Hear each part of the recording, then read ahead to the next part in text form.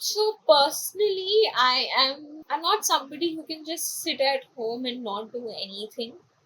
So it does serve me a purpose that way. It always keeps me fueled and keeps me going. I'm always doing something or the other. I don't think that you can ever not feel exhausted. I have felt exhausted and wanted to stop doing everything at multiple occasions.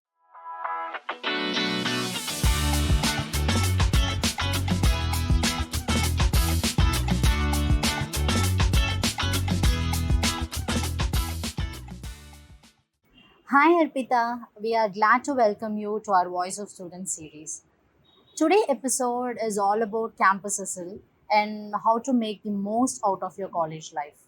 Joining me is Arpita, who is not just a part of multiple societies, clubs, but is also stacking up internships like a pro. Let's dive in and hear a journey, tips behind making every moment of our college count. To start with Arpita, tell us a bit about yourself. Firstly, thank you so much for that very warm introduction, Blessy. I am Arpita. I am currently a third year BCom honors student at Lady Shriram College for Women. I am originally from Jamshedpur, Jharkhand, and I completed my education over there. I did my class 10th and 12th over there. And post that, I came to Delhi to join my college. I am somebody who has always been interested in reading different books, a lot of public speaking. I have been a debater for almost all my life. Sadly, I have not been able to pursue that a lot in college, but yeah, apart from that, I also love to paint and I love keeping myself busy all the time. So, because of which I've done multiple things in college in terms of societies, internships, etc., which I'm sure we'll talk about. So, yeah, that's a little bit about myself. Great, Arpita. And we would like to know what's your meaning of hustle culture, like your perspective on it. So, I am not really a fan of the terminology hustle culture because I feel like that inadvertently puts a lot of pressure on people to perform in a certain manner or to pursue a bunch of things and see themselves in some sort of light. I think what is important is that we consistently and efficiently try to apply ourselves in the things that we are interested in and something that gives us a lot of joy and doesn't exactly drain us, because at the end of the day, if our cup is not full, we won't exactly be able to contribute anywhere else in any other manner. So yes, that's what my take on it is. I think just keep we should all just keep doing things that we like to do, and it doesn't matter what format that is in or what uh, you know how that shows up for different people. Great, Arpita. I completely agree on that part. Like everyone, us, like we are not in a race to complete something, so we can completely take our own time to figure out things. And like, can you walk us through the key roles you have held in societies that you have been a part of in your college? So when I had just joined college in my first year, I was just as confused as everybody is in their first year, and because of that, I had applied for multiple different societies. And also, when I had just started applying, I didn't really have a lot of idea about what societies want, what they do, etc. So in Delhi University, enactus is a very big concept. So that was one of the first societies and one of the most prestigious societies that we have over here, and it was one of the first societies that I applied to, and I got rejected. Post that, I had talked to multiple different seniors, and because I was very, very heartbroken. It was one of my, I would say, first rejections, because everybody knows that school it's very, very different. So yeah, I got rejected, and that like sort of pushed me into applying for multiple different societies. So I think I was a part of 7 different societies in my first year of college, which is not something I would suggest anybody to do, because in this time frame, I have realized that you need to pick and choose what sits well for you. That is what sort of helped me align my efforts into the things I like. So the first year was more of an experimental year for me. Then I understood what I liked. I grew into a few things. I got interested in a few things, and then um, after that, I decided to streamline my efforts. And then in my second year, I was not handling a lot of things together. I just streamlined it into 2 different roles. One was research and development subhead in my students' union, where we were mostly focused on just having a clear idea of the kind of resources we have available in our college, and making sure and figuring out how to provide the best resources to the student body. Apart from that, I was the project head in one of the projects in the National Service Scheme, or NSS, and we were working with an NGO that worked for disabled women. So yeah, I kind of like streamlined it and brought it down to just a couple of societies. And apart from that, I was doing some other things outside of college, internships, etc., etc. Got it. So, having been the head of various departments across different societies, what's one leadership lesson you have learned that every student now should know? Um, Honestly, because we all work as students in the same environment, one very important thing that I understood was we cannot have the same way of leadership as one would have while we were back in school, because there was always a teacher to back up any head, etc. What is very, very important now is that you actually develop a very good professional but very good relationship with the people who are working with you, and your juniors, everybody else that you're serving, everyone. Because at the end of the day, you need to work together as a team, and you becoming somebody who's just ruling people around or just ordering people around is never going to work. So it's very important to have conversations, difficult conversations, develop friendly relationships where everybody has a space to express themselves and talk about their opinions as well. Yes, I agree on that part. And what does a typical day look like for you after college hours, and how do you usually spend your time once classes are over? So the thing with college is that there is no structure, right? There are no fixed hours when you will have classes. Every day's schedule is very, very different. And then there is no fixed way in which you can spend the time after that either. Right now, I am doing 2 internships, and I have founded a society of my own in college. So these are the things that keep me engaged.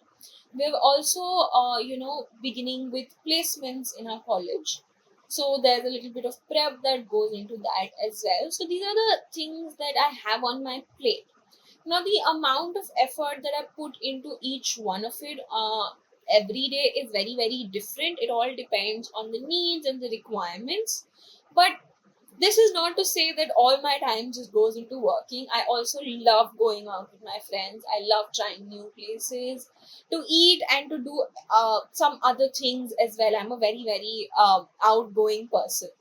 So I will have plans at least once a week, definitely, if not, and like maybe twice a week as well, apart from the weekends. So yes, it's very different, it's very scattered, but you find your rhythm between all of that on your own. You just figure it out, you understand the needs and requirements for a particular day at a particular point in time, and you just prioritize in that manner. Got it. So, Harpita, how is being actively involved in this multiple societies and working on internships contributed to your personal and professional growth? So personally, I'm not somebody who can just sit at home and not do anything. So it does serve me a purpose that way. It always keeps me fueled and keeps me going. I'm always doing something or the other. Apart from that, I've also actually made a lot of different friends through being part of different societies. It has made me a lot more confident as a person because I have put myself out there over and over again, and I have had the opportunity to interact with a multitude of people coming from multiple different backgrounds. So it's given me an all-rounded perspective into different careers, different professional takes, and just people in general. So that is something I'm very, very grateful for. Apart from that, when it comes to profession, I wouldn't say that I am established in any manner whatsoever.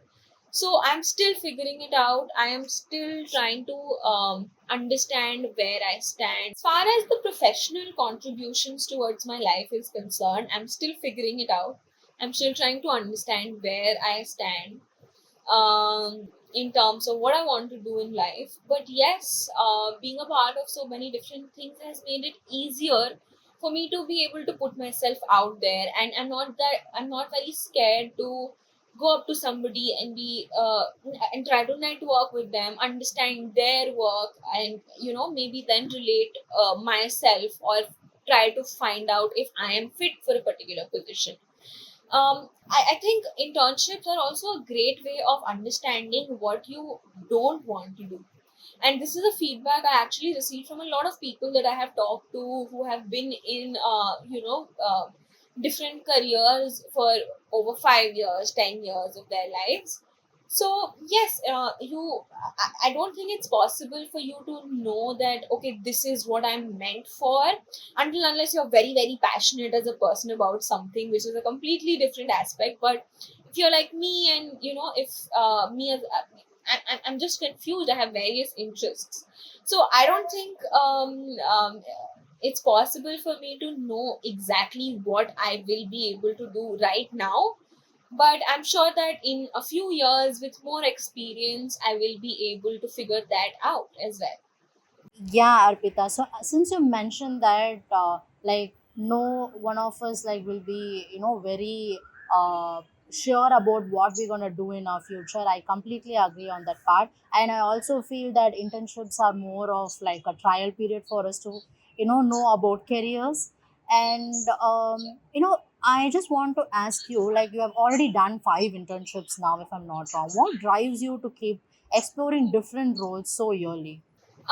If I'm being completely honest, it was a lot of times just as a side hustle, where I can support myself in college. I think all of us do that at one point or the other, where you just, a source of extra income, where you can do different things. Because, as I said, I have various interests, I go out a lot. And after a point in time, I don't want the burden of my interests to be on my parents. So, I have done a few internships here and there because of that purpose.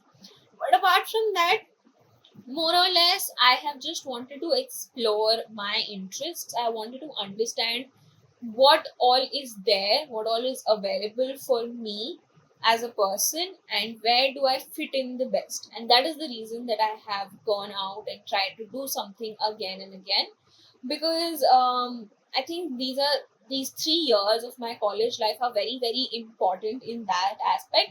Of course, like later on, I can obviously figure out what I want, and then switch jobs, etc. But I really wanted these 3 years to give me a perspective into the job market and help me understand where I fit in the best. Great. So, with such a packed routine, classes, societies, and corporate internships, have there been moments you felt like giving up, and how did you keep going in those times? I mean, of course, that I don't think that you can ever not feel exhausted. I have felt exhausted and wanted to stop doing everything at multiple occasions. Um, but I have had very supportive employers always, and very supportive group of friends as well. And when I don't have the capability to do something, more often than not, I just go back home. I go back to my parents. I stay there for like a week or two. I refresh myself. I regain my energy, and I come back. But at times, that is not an option that is available for me because of college, etc. And we have a strict attendance policy.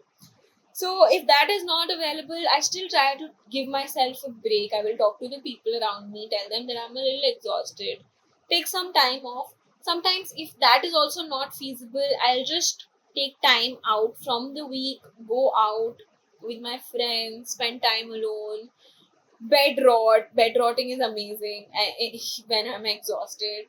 So yes, something or the other, I think I've just sort of figured out what exactly works for me, and it is very very different at different times of the year. Sometimes it is going out, sometimes it is bed rotting, sometimes it is reading a book. So yes, I think the balance is very very important, and that is what keeps you going, keeps you motivated. So, as the business development head at DUB now, what has the experience been like? Like, what have been some of the key challenges or learnings from the role? Actually, this is one of the internships where I have been able to meet the maximum amount of people, and interact with a lot of people, because my job is to reach out to people, have conversations with them, see if we can, um, have some sort of partnership with them. And then apart from that, DOB is completely student run. So we are a community of around 70, 80 people, and we all interact with each other at some point in time. And then our founder Kriti is very very supportive. She is someone who comes from immense experience, and it has been amazing learning from her. So yes, it has made me so much more confident as a person when I'm going ahead and pitching myself or do beat or anything in general to somebody. I approach it with the conviction that yes, I have something to offer and I have some value to add. And every other society that I've or internship that I've done, it has always not been with a lot of people from Delhi University. So DOB has given me the chance to make friends all over the university. So yes, it's amazing that way as well. Okay. So, after all these experiences and learnings, looking back, what would you tell your first year college self? Not much, just that you will figure it out, and you will have to keep figuring it out. There's no point in time. At least that's, it's just been 2 years since I was in my first year. So you just keep putting yourself out there, and it all slowly might start making sense. Great. So, one last question. What would you say to students who feel overwhelmed or underconfident in college, especially those who hesitate to step out of their comfort zone? I'd say that I totally understand, firstly, because I was very very introverted all through school. I had like a bunch. I had just 4 or 5 friends at max. The only people that I used to talk to. So when I came to college, I had already told myself that I will put myself out there and I will talk to different people and I will do different things. So that is what kept me going. You need to figure out what is your rock. What is it that will motivate you into pushing yourself out there? And at the end of the day, if you cannot, it doesn't matter. All of us find our calling at some point or the other, and I'm sure that you all will also be able to do that without uh, I mean, I understand that as someone who is an introvert, it's very very difficult to put yourself out there socially. It almost feels like you're torturing yourself, but it gets better, and it is always amazing to talk to new people. Just try it out, be a little uncomfortable, make yourself a little uncomfortable, but it gets better after a point. So yes, that's all I have to say. Yeah. And that's a wrap on today's episode. And huge thanks to you, Arpita, for sharing your journey, insights.